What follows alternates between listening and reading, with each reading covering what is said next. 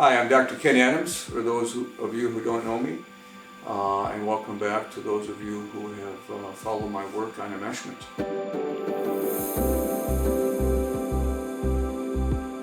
I'm reporting here in the beginning of 2021. Happy New Year. On 7 years of facilitating workshops for men who have been enmeshed with their mothers. We're close to 500 men from all around the world, different cultures. And I thought I'd bring to you some observations of these men and some of the things that they've taught me about this bind of enmeshment, what we call enmeshment, which is this over dependency of the mother with the son and vice versa, historically as a child and also into their adulthood, that leaves the man in a loyalty bind with his mother, in which he feels loyal to uphold her needs at a cost to his own and also at a cost to his relationship to his partner, in this case a heterosexual partner. I'll be doing a separate video on gay men who have many of the same issues and symptoms. In this video I want to walk you through what are the symptoms, what are the issues that these men have been reporting to me over 7 years. The primary one is that they are overly bonded and they feel guilty and obligated to their mothers and their family of origin at a cost to their own life and to their romantic partners. And they're in frequent, if not constant, conflict within themselves and between this group of people, their family of origin and their romantic partner, about what is in the best interest of each party. And as a result, the second symptom that you hear reported a lot is these men tend to be very ambivalent. Well, I'm not sure what I want to do. I don't know where I'm going to go for my vacation or where I'd like to go for dinner when people used to go out to dinner and so forth. So they have what we refer to as ambivalent attachment styles, 1 foot in and 1 foot out. I'm going to spend some time on a separate video delving into what causes the ambivalent attachment style, how to break free from it, and some of the ways it gets projected onto the partners. So stay tuned for that. Also, we have excessive caretaking, loss of a true identity, self-neglect, low self-worth, indecisiveness. These are frequently reported issues. And we have another symptom that I've labeled that the men have described as a way that they've coped historically with this enmeshment and loyalty bind, is what I call troublesome compromises.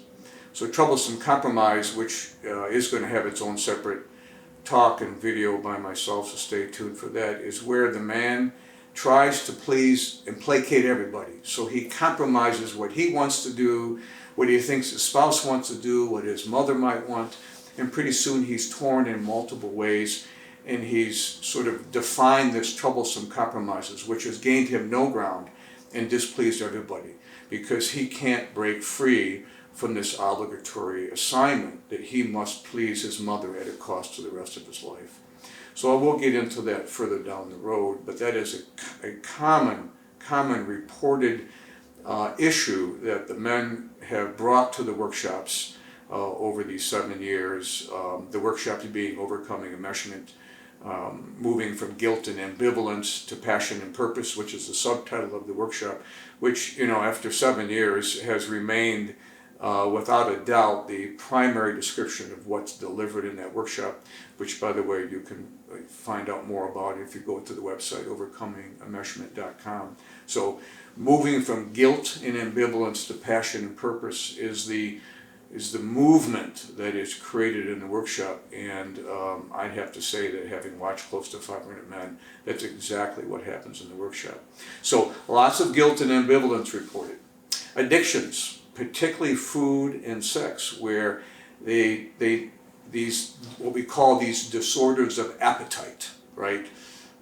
Inability to control impulses around wanting more and more food or wanting more and more sex, beyond what we might describe as normal or normative appetites around these issues, in which the compulsivity in it causes its own dysfunction, because embedded in the addiction initially is a sense that I'm free. You can't control this, right? I can eat as much as I want. I can sex as much as I want.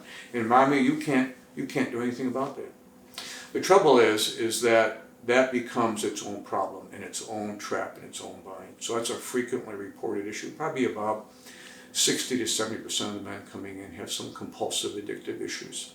They also report sexual dysfunctions. I mentioned the compulsive end of the spectrum, but they also can report low libido, feeling, I almost want to use the word neutered, but more disenfranchised, unavailable to their own passion, because they're so bound up by what's best for them that they haven't unfolded their own essence of their masculinity. So that's a frequently reported issue, where the men lose touch not only with what they might prefer for dinner or which movie they want to see, but also whether they can show up erotically in the bedroom fully without feeling bound up by the mother's carried demand that he should be available to her. Part of emerging in one's masculinity is the ability to separate from the mother while still loving her, but then moving into his own world and bonding with a partner. They also report these men feeling guilty, disempowered, feelings of inadequacy, incompetency. They may override that by being excessively workaholic, so they can cover that up, but underneath they have a lot of these feelings. They may displace their anger and feelings of being trapped from their mother onto their wife. Their wife is, or romantic partner, often confused. Why are you angry with me? I'm only asking you whether or not we can plan for a vacation, right?